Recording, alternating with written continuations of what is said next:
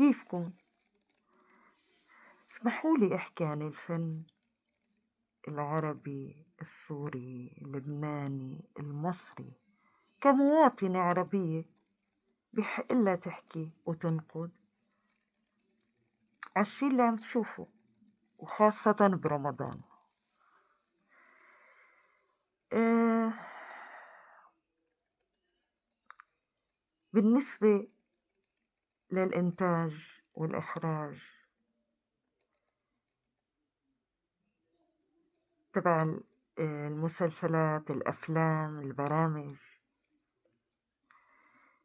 يعني انتو مو حاسين انكم متجاوزين حدودكم؟ يعني ب... بأعمال كتير تجاوزتوا حدودكم لمجتمع أكتره محافظ.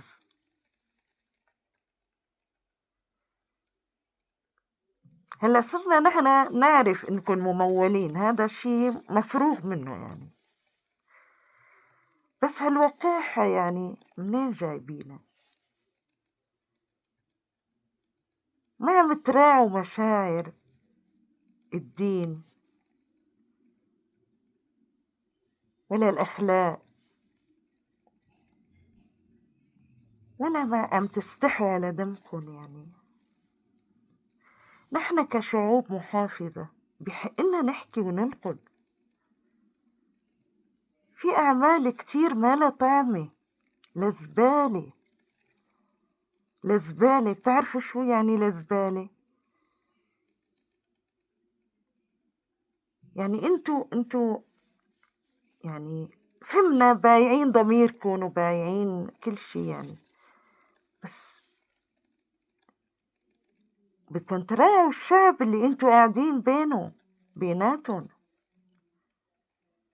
لازم تراعوا الشعب،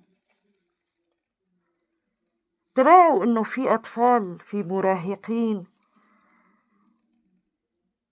في محافظين.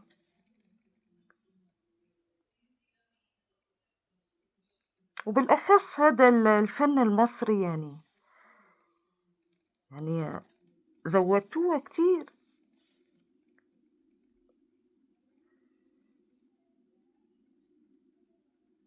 مثل رامز جلال ومثل غيره وغيراته وأمثالهم. يعني هي أنا مستغربة إنه أنت يعني ليش عم تسخف حالك لهالدرجة؟ رامز جلال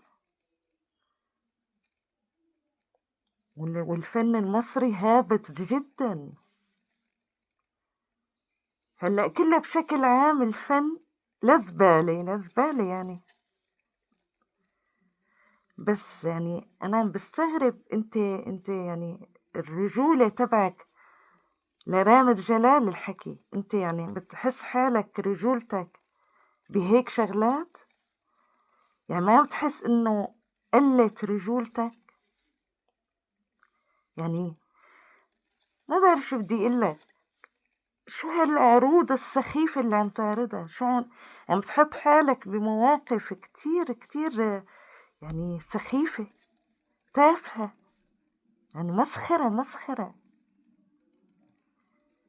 انت وغيرك وغيراتك يعني انتوا مشان المصاري ومشان الأموال يعني توصلوا حالكم لهالدرجة هاي الهابطة، للدرجة الهابطة.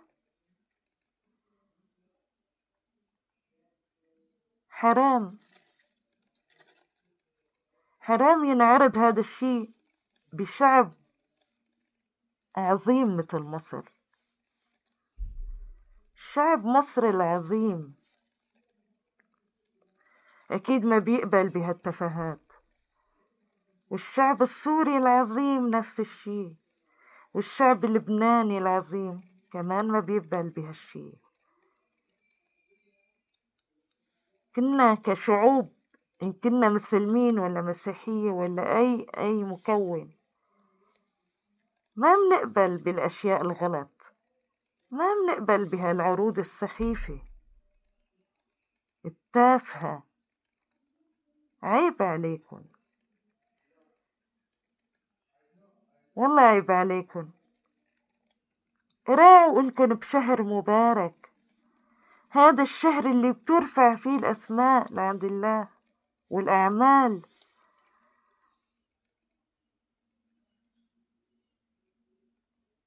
يعني خصصتولي هالشهر المبارك للمسلسلات والبرامج والأغاني انتوا شو عم تعملوا والحفلات؟ هذا مو شهر فن، هذا شهر مشان تراجعوا نفسكن فيه، هذا الشهر مشان تراجعوا كل شي عملتوه بحياتكن من أخطاء، تقعدوا تقربوا من ربكن مو تبعدوا عنه بهالأعمال الغير مفهومة، الغير، شو بدي أحكي، غير مقبولة.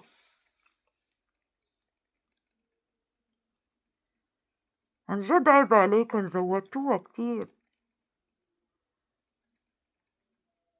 يعني مالكن مسلمين انتو؟ إذا مالكن مسلمين معكن حق، انتو مالكن علاقة بالإسلام. بس أنا عم بستغرب من المسلمين اللي يعدوا من المسلمين ومحسوبين على الإسلام، كيف بيقبلوا بهذا الشي، بهذا الفن؟ فينا نقدم فن راقي برمضان، فيكن تقدموا فن راقي برمضان، ليش عم تتجاوزوا الحدود؟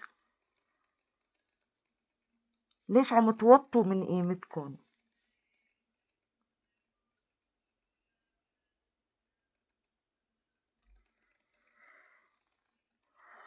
فنكن مو مقبول، الفن تبعكن مرفوض برمضان. يا بتعملوا فن محترم ومقبول وراقي برمضان، يا اما لا تعملوا، روحوا اشتغلوا لكم شغلة تانية غير الفن.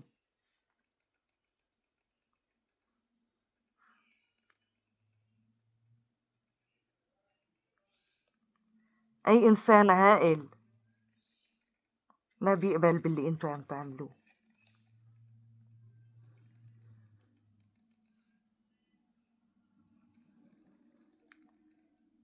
نتمنى نشوف اعمال افضل برمضان الجاي، اذا الله اعطانا عمر نشوف اعمال راقية ومناسبة للمجتمع العربي المسلم المحافظ. سلام.